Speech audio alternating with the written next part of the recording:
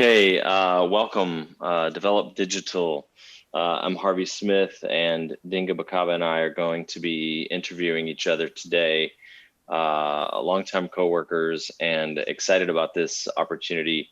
I have always wanted to come to Develop in Brighton, and of course, the year I was going to coronavirus. So, hi, Dinga. How are you? Hey there, Harvey. I'm good. I'm pretty good, Yeah. actually. Nice to Um, nice to see you. Like we've been, as you say, long time co-workers, but it's been a while since we have a yeah. full hour, we have a little bit of time booked just to talk, which is nice. Yeah, it's weird, isn't it? Like if you go through a project with somebody and you spend every day for like 4 years or longer talking, then when you finally get to talk again, it's like no time passed or whatever. Exactly. Um, so we're here. We got the new Arkane logo. It's been out for a while. You're working on Deathloop. Um, Yes.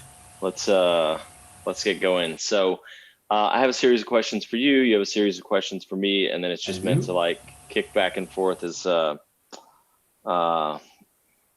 thoughtful responses, maybe. I don't know. Um, so you've been at Arcane 10 years now? It will be 10 years in 10 days, actually. I will just say that that seems wild because I have this memory of doing an interview. We had a game designer position opened for Dishonored 1 at the Lyon studio. And I remember interviewing a candidate and Raf and I think, stayed up late to talk to them. And I remember interviewing a candidate that we just were just like, this guy has a different philosophy, And then we had one more interview, and it was like, okay, I guess we could say it. Compared to the last guy, this guy's pretty good. And we were about to go home for the night, I think. And someone, maybe it was Julian or somebody, got on, messaging really quick and was like, hey, we squeezed in this other candidate. You got to talk to this guy. And we talked to you, and the interview went long, and we were laughing and talking, and we were just like, this is the guy. We have to have this guy. And to tell me that was a decade ago is just like, wow, what is going on with time? Yeah, it's crazy. And actually, you talk about this interview. It's one of my most vivid memories of my career, honestly, because it was a case of I was dreaming to work at Arkane, got this opportunity to interview, but it was in Lyon. I was not expecting to talk to you or to Raf. Like I was expecting to, I don't know, maybe two, three interviews. I don't know I don't know what I was expecting actually. I had been interviewing. I was working at PlayLogic in the Netherlands at the time.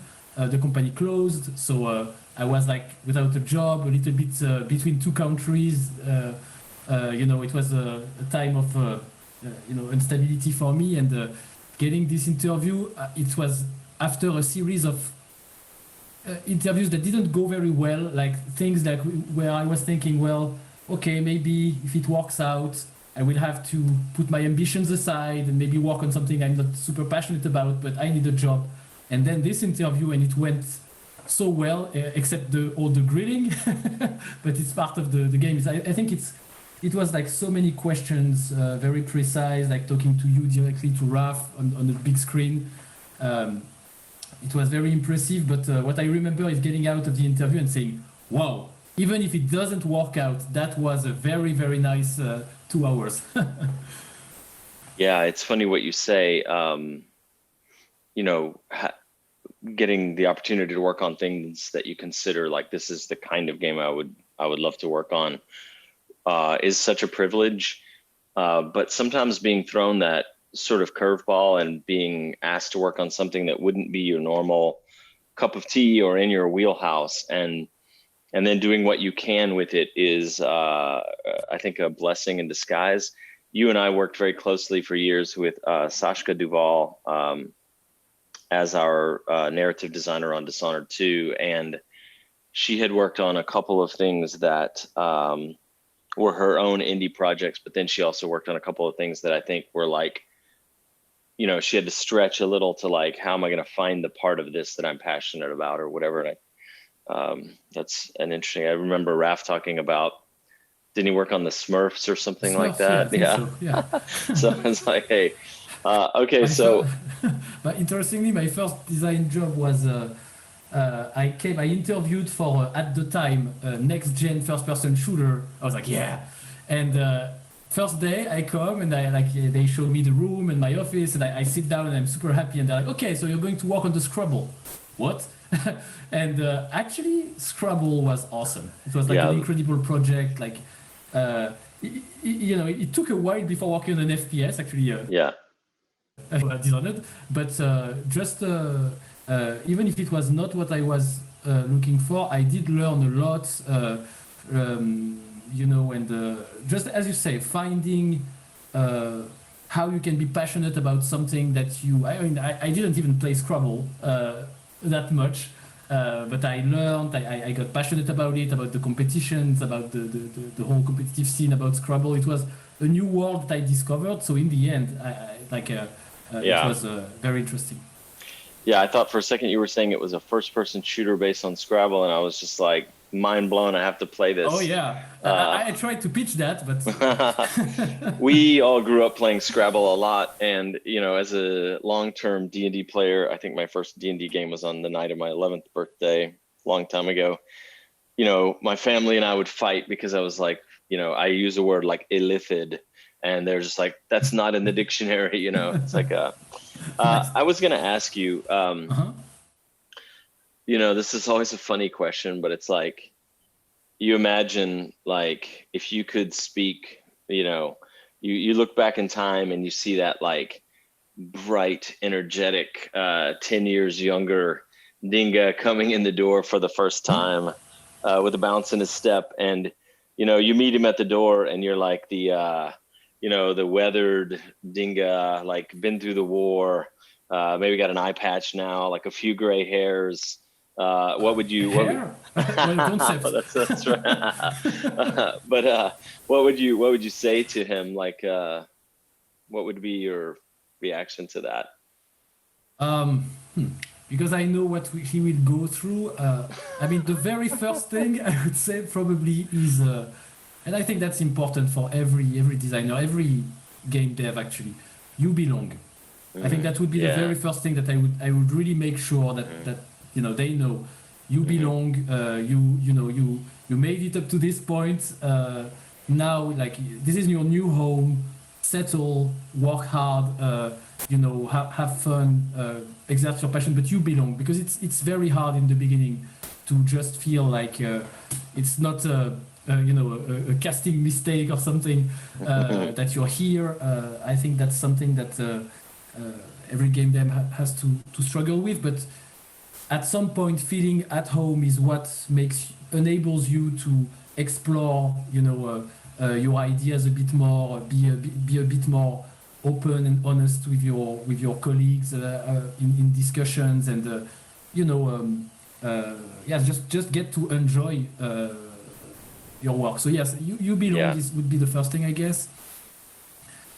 Um, I think that uh, learn to rest. I Hmm. would tell that guy to learn to rest. It is not easy. I have like I always worked and I still work pretty hard. I think it's something that I'm learning now that I have two daughters and other things that than work, etc. To start to find that balance. But I think that out of passion, not out of constraint, like no one asked me to, but out of passion, out of the will to prove myself and leverage that chance that I had to work with you guys. I did work myself to my Yeah. limits a lot of time, and It impedes creativity. It yes, affects your mood. It erodes social connections.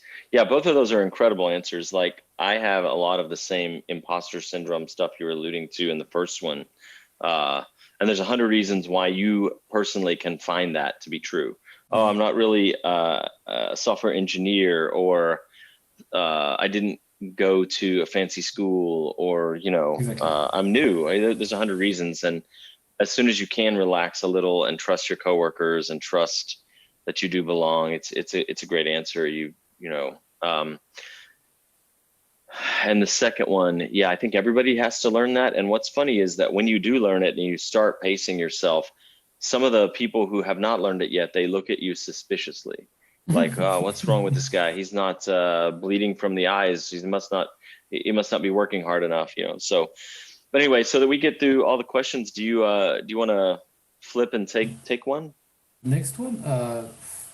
I would. Okay, so I joined Arkane, so let's stay on Arkane for this one. So, you're one of the few people that knew 3 versions of Arkane. And that are still here to talk about it. Like you knew the Austin studio because that's where you started. You worked on the but the Austin studio at the time where we were working on the same project on Dishonored. Then you came to Lyon. We worked together on Dishonored 2. Then you came back to Austin to work on. I'm not going to say it. So basically,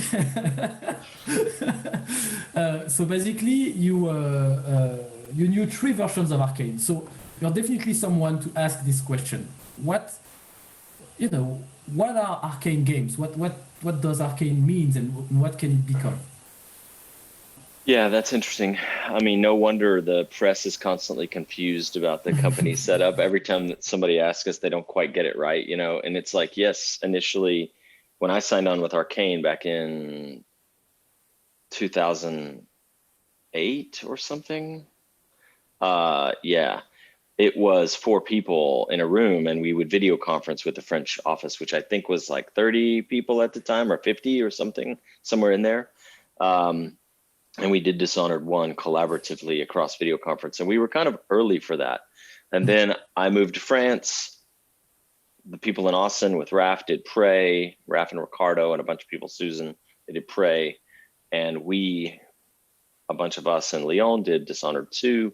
And then I moved back 4 years later to work in Austin again. And we're working on separate things. And so it's a little confusing. But yeah, it is funny because like, I think for most of our fans, if you ask the average fan, like what is an Arkane game, you get different answers based on age, right? Like there are some people who have very stringent views of what like an immersive sim is, right? It's a first person game with elements of RPGs. Maybe it has a simulation like stealth or morality or physics. It can't have everything. You can do anything, but you can't do everything, right? There's just not enough, bandwidth for all of that. But there's definitely some overlap in all of those. And if you look at Prey, before I go into the overlap, but I think other fans would say they're first-person games with a very strong sense of narrative around the place. You feel like you're there not just because it's immersive or whatever, like you play enough and you hear something down the hall around the corner and you find yourself leaning in your chair or whatever, but also because the narrative is so strong. It feels like who lived here even before you got here, and so other people might say art style or something, but so there's a lot of room in there. And where I see the overlap is game mechanics that let you kind of approach the game you want, whether that's the pacing or the way they combine creatively, like all of Emily and Corvo's powers, and the way they combine with the AI. It's not just like I'm in a bubble as an enemy and I see you or I don't see you, I attack or I don't. I have some sort of analog awareness of you and I can lose sight of you and things like that. And so your powers versus all that in the environment with the pathways makes for a very improvisational experience. And I think that's a key part of it in one form or another. The other is definitely, it's narrative rich, even if it's not a plot heavy story like a Mass Effect or Dragon Age or something. It's narratively rich. In every stone, there's some sense of history or whatever. And so all I was going to say at the end is you can take a Dishonored and it's probably 9 out of 12 core tenets that overlap with Prey or any other game that we make, and 3 that always shift around. It's not always the same 3. Prey goes deeper into physics and contiguous space than any game I've worked on, for sure. I didn't work on Prey. This is another pleasure, is you're working on Deathloop and I didn't get to work on that, so I get to play it fresh eyes, and those guys made Prey. I didn't get to work on that, so I got to play it fresh eyes, and it was an amazing experience. But like they went deep into physics and contiguous space, and their themes were empathy, themes around empathy. And on Dishonored, we probably did less with physics, certainly less with contiguous space, but both games have a very strong sense of place, and we went way deeper on stealth than they did. And so, I don't know, there's overlap, but no two Arkane games should be the same. And anything we work on in the future should have 8 or 9 of those tenets in overlap, and a few that are just like we're stretching ourselves, we're trying to do something different. But that's how I would answer without listing all of them. That's how I would answer it. Let me ask you.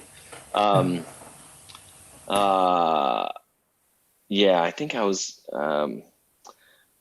gonna ask if you have a favorite moment from your decade or two, like what stands out in your mind as like if people who don't get to work inside Arkane or even don't get to work inside a game development studio, I assume some people listening are students or want to get into games, like do you have a moment that you were just like, that blew my mind, or that was so much fun, or that was the moment that paid everything off, or Okay, I'll cheat and I'll take 2 because it's very hard to. I have 2 daughters, Yeah. so I'm used to have 2 things I love and not cannot choose. Yeah. Okay, I'll have 2 for different reasons. One will definitely be the Bafta for Dishonored. We were in London with Toph and Marco. We went out of politeness because we thought there is no way we are winning anything. At some point, we were like pumping ourselves. We were like, yeah, come on, we've been nominated for best music. The music is awesome. We've been nominated for best gameplay. The gameplay is cool.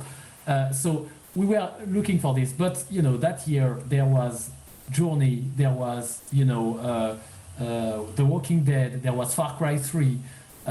There was incredible games. And as the nights went by, and all those awards went to either the Telltale table or the that game company table, and we were basically at that point texting home, playing with the knives and forks at the table, like just not caring. And the fact that at Game of the Year, we were like not even paying attention anymore, and thinking, okay, tomorrow we do a nice trip in London, and then we go back to Lyon. And then Dishonored, and it was like such a surprise victory lap. And I mean, it was crazy. It was crazy. It was a huge surprise. But to me, it also speaks to something. Even if we didn't, just philosophically, as you were talking about Arkane games, the fact that as games that are hybrids, we didn't get best gameplay, we didn't get best music, but better than the sum of its parts is something that I would tell about our games. The fact that we got Game of the Year but didn't got any of those awards, to me it's like there is something philosophically about that.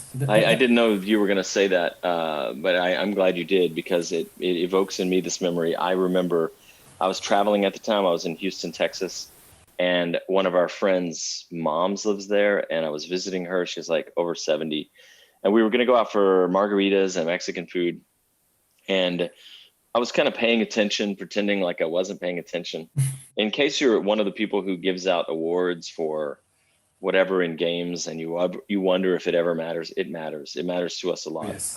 It's very meaningful because you suffer a lot to make any big creative project, whether it's a novel or a painting or a sculpture or a movie or a video game. You put a lot of effort into it. But in any case, and we lost the first couple that we were nominated for.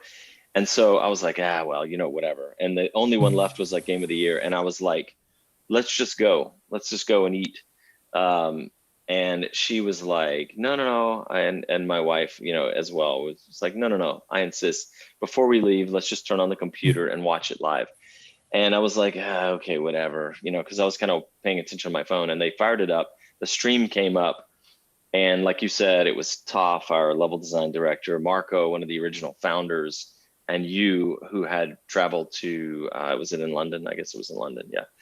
And they made the announcement, and you guys got up on stage, and I just like, like we had worked so hard on all the games, but on that game for 3 years or whatever it was, and it felt like a huge comeback for all of us because, you know, for various reasons. But Yeah, it I was just got incredible. chills watching you guys, and I just felt such a kinship from 1,000 miles away or whatever. And so that's a great memory. But Yeah, anyway, it was incredible.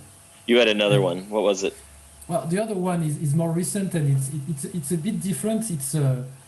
It's one precise second. It's a few seconds actually of time. Hmm. It is at the last E3 when Seb and I went to announce Deathloop Hmm. at the Bethesda showcase.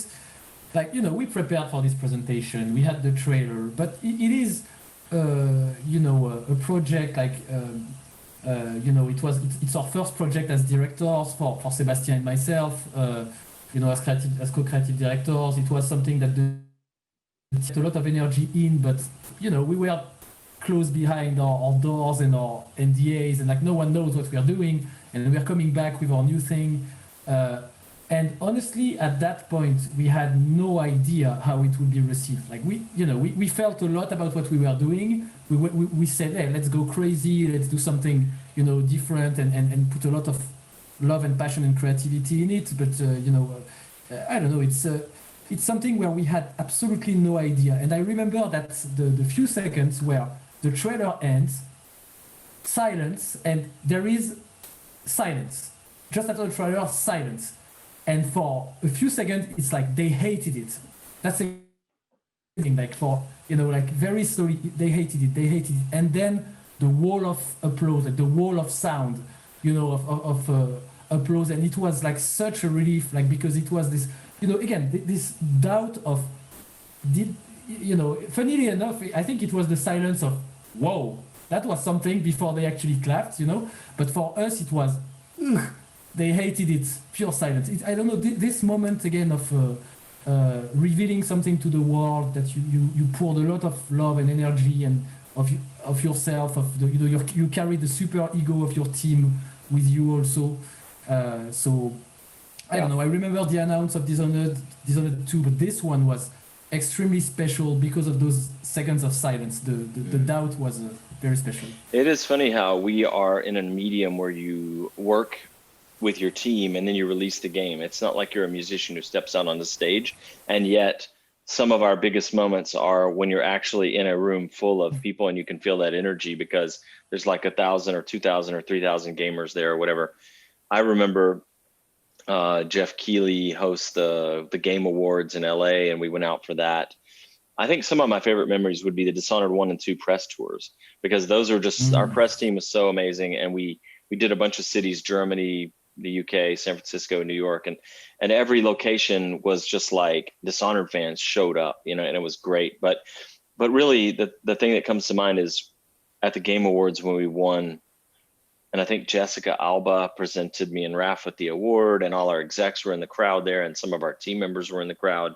It was a big venue, and but the moment that was all powerful, but the moment was the little girl, I can't remember her name, who had sung the Drunken Whaler song.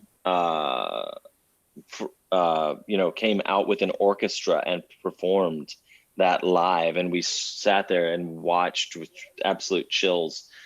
She's like this tiny figure in this giant auditorium Mm. with all of the lights on her and pressure, and she's singing this song that we love so much from Dishonored 1. And the other, of course, was when we tried to keep it a surprise. We had a open mic problem before that, but for Dishonored 2's announcement, when we announced the game, showed the game for the first time.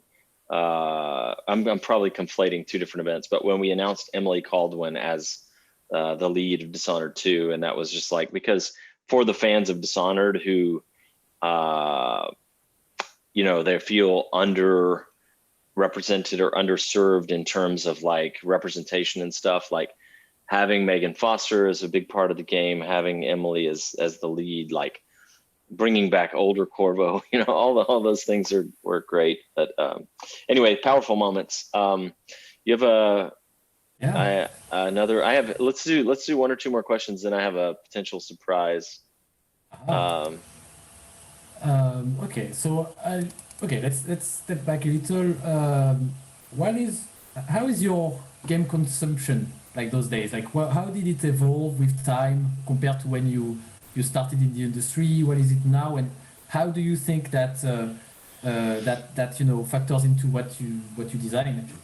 Mm. Yeah, it's interesting. Probably have a fairly brief answer for this. You play the same type of genre over and over, and people make incremental change to it. And one, that's cool, but you've seen it before probably. This is like that, but it's a better version of it or a prettier version. They added a game mechanic wrinkle, etc. Um, and after a while, it's like I can't play five of these a year. I can really only stand one of them a year because I've just, it's not new enough. So something once in a while like Shadow of Mordor will come out where even though it's not really inside my taste, it's Lord of the Rings and it's third person, a little brawlerish at moments. Um, and I wasn't so keen on a lot of the narrative elements, but the game design behind the Nemesis system was genius, and I just loved it. So once in a while something like that comes out, or something that's outside of genre, like back in the day when The Sims came out. It's just I remember games being like a lot less genre-ified a long time ago. Mm. Just thinking about games like Galapagos, where you train that little turtle robot to avoid lava or whatever, and it tried to learn from repeated instructions. I was talking the other day about Archipelagos, the game that was like a grid with a bunch of island chains with coconut trees, and you would turn the grids red. And a virus was turning them red, and you try to turn them back the other way. It's really, really old, but like it didn't fit in any genre, right? And now, unless you really are, I mean, even indie games, most of them just cleanly fit into a genre, and I guess that's the way it goes as you build an audience and you need a bigger audience or whatever. But anyway, my consumption these days, like I think I'm looking forward to Deathloop as much as anything, because while it's a stretch, it has a lot of the Arkane DNA and that overlap. I'm looking forward to Watch Dogs Legion a lot. I have friends working on that, and I'm excited about it. Sometimes I come to things late. Like everybody played Slay the Spire a lot when it came out, and I did not.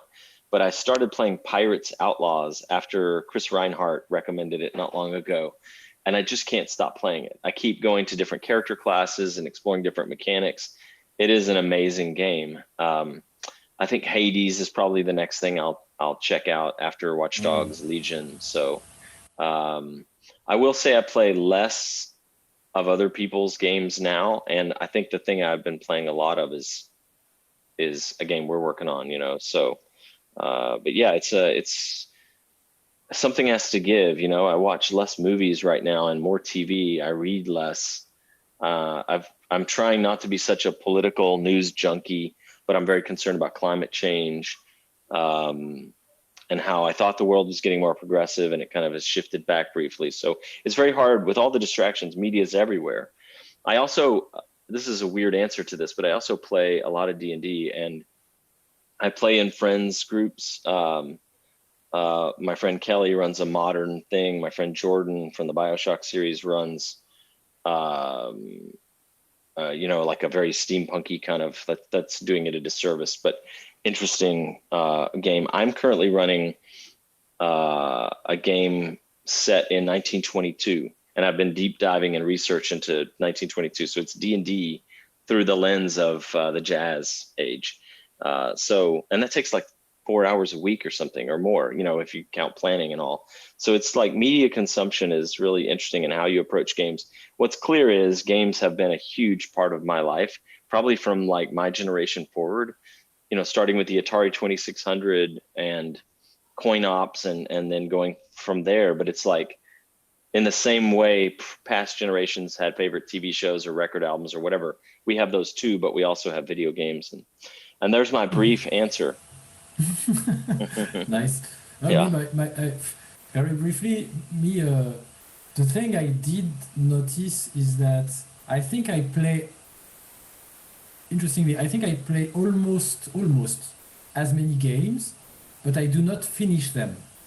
I think I finish one game out of maybe 10. It has to be something that is still either narratively or either in terms of narrative or in terms of gameplay so compelling to me that even past grokking what it is, I still want to complete it. That's interesting. So it's more like I'm tasting still a lot of games. I spend like 10 hours on the game and then I'm like, yeah, okay. So it's rare that I finish a game, but when I do, it means that I truly loved it. Really love it. Yeah, I do the same thing where I dip in and just like get the lay of the land, and that's unfortunate because a lot of you're just faced with a tutorial, which is the worst part of everything. And it really takes getting past that first hour. Like I always, when I talk to people about a game, like a good example, I mentioned Pirates Outlaws a minute ago. It's like initially I gave up on it several times because the menu, the way it's laid out, overwhelmed me. And but now I've played so deeply into it. I've completed they have multiple campaigns, and I've completed like the first 3 campaigns. I've explored all the unlockable player characters, except for a couple, I think. There's a lot. And there are these nuances that you really can only talk to somebody who has fully explored it. It's its own language. And I think it's always been true for people who love games that like, you're excited when you meet somebody else who likes a game that you like because you're cut off from conversing about it otherwise. I think Chris Reinhardt mentioned playing through Pirates Outlaws with the Cursed Captain, which is a really inverted set of mechanics. It's kind of like what we did with Dishonored. Why'd you give me these cool things and then provide consequences for me using them? And that's the way the Cursed Captain is. Okay, so I have to switch gears now because like I have my surprise. So 1 second. Hey, what's up? So this is a surprise to Dinga. I don't think he knew that you were going to come. No, I didn't know. How are you, man? Hey, how's it going? Good. You good? Hey, so just for our audience at Develop Digital, this is my dear friend Rafael Colantonio. He's the founder. Yeah, invasion. This is the invasion mode session. He is the founder of Arkane. We worked together for many years. He did Prey most recently. He did Dishonored 1 with us, and now he's founded a new company called Weird Wolves. No, that's the band. You're in a Yeah, and their new game has been announced, which is Weird West. So that's a lot of W's, man. What's going on with the W's? Well, thanks for inviting. I don't even know what exactly I'm here for. You said, hey, there's a surprise. Dinga doesn't know. I'm like, okay, cool. That's yeah. Yeah. Every year in Brighton, they have the Develop conference, and I've wanted to go for years, and this is the year I was going to go. One of my friends, Susan Marshall, is like the brilliant organizer of some components of it. And I was going to go, and then the fucking coronavirus happened. So, so Raf, we have to put you on the spot for one question. I know you don't have a lot of time, but do you have, Dinga, what's the question you would ask Raf off the top of your head? I have one because that's interesting, especially since you're working on a new game, etc. So I would say, how do you? Okay, so first I'll start with a quote. I think it's Ernest Adams who said something like, "When you're a designer, you're never in your comfort zone. It doesn't exist. When you're a junior, you think that you're not cut for it. When you're intermediate, you think that you were just lucky, and when you're a senior, you think that you're in the past already or something." So first of all, do you agree? And if you do, how do you deal with that? How do you stay pumped up in the morning, passionate about your game and what you do? First of all, I agree very much, and I think you're never ready for it, and no matter where you are, I guess there are some people who would keep just doing what they know how to do over and over. But even if you do that, then you feel like there's a fear of being in the past and not being, not doing things that are relevant anymore. So I think as a designer, you do always have that stress of gambling everything again. Like we're only good as our latest game, really, and pulling off those games is every time it's a miracle. Every time it's hard. There's no people. It's funny. Like I do that probably with other designers. I think, if Todd Howard is making my next game, and just he's gonna pull it off.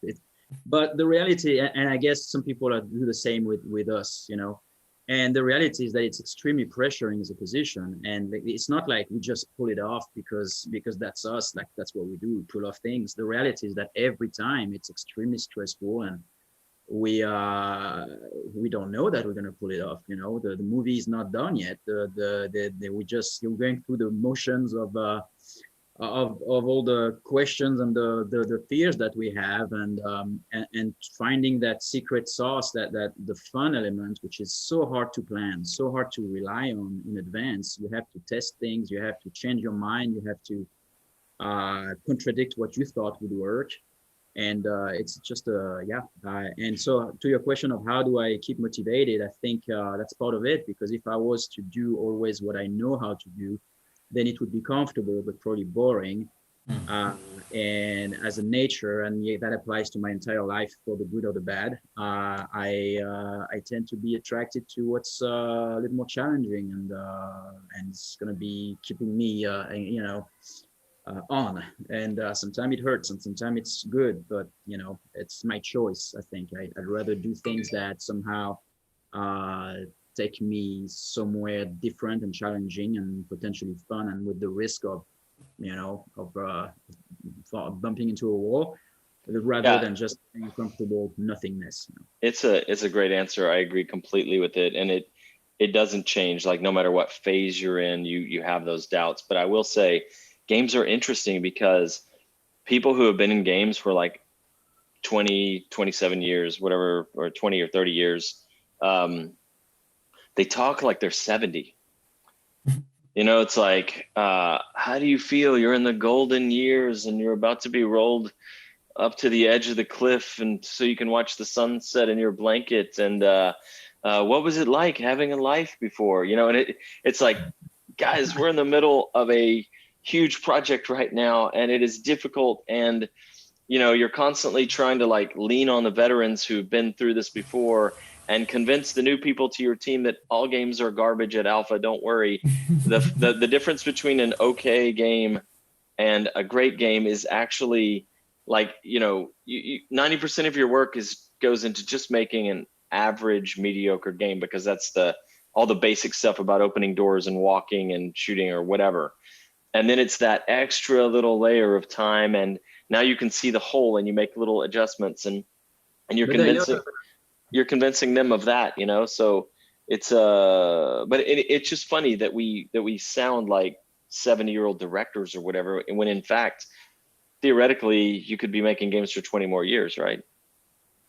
Yeah, and I think it's all about, I think the day that you don't have those fears, and the day that you feel comfortable and it's just going to work, is probably also the day that we won't be able to keep making good games anymore, because I feel like that fear and that doubt that I'm every day I'm doubting everything I say, frankly. There's no, even as what people call a game director that has supposed to have vision. I mean, we have vision, but it's, but man, a lot of doubts about everything. And it lights a fire. It lights a fire, right? Yeah, and we have to. If not, we just go somewhere that more interesting. But the other thing about what you said about those last few months or weeks or whatever, where like actually you go from a mediocre game to actually potentially a fantastic game, and that because you did this thing that took 5 minutes really, which was to hold on. If we instead of like having a regen system, if we had this, and all you have to do is like move those two levers, because we already have all the code for, and then suddenly your game becomes way more interesting. The scary part about that is I mean, you're right, of course, but the scary part is that sometimes you don't find that thing. I mean, there's a risk that you don't find it. So like those in those few weeks, it's like you spent all your time doing that, all the pieces together to reach that mediocre state, and then everything happened in those 2 months, right? And that's super scary. But I hope every Hey, time game we found these little things. But I still worry that we want on them my next iteration. that's really interesting, and I mean, I 100% feel like that. Which questions, like, are we as game developers, like as creators, like, are we addicted to that edge of you know that risk? Like, is it something that is addictive? I wonder, because Have a drug, probably.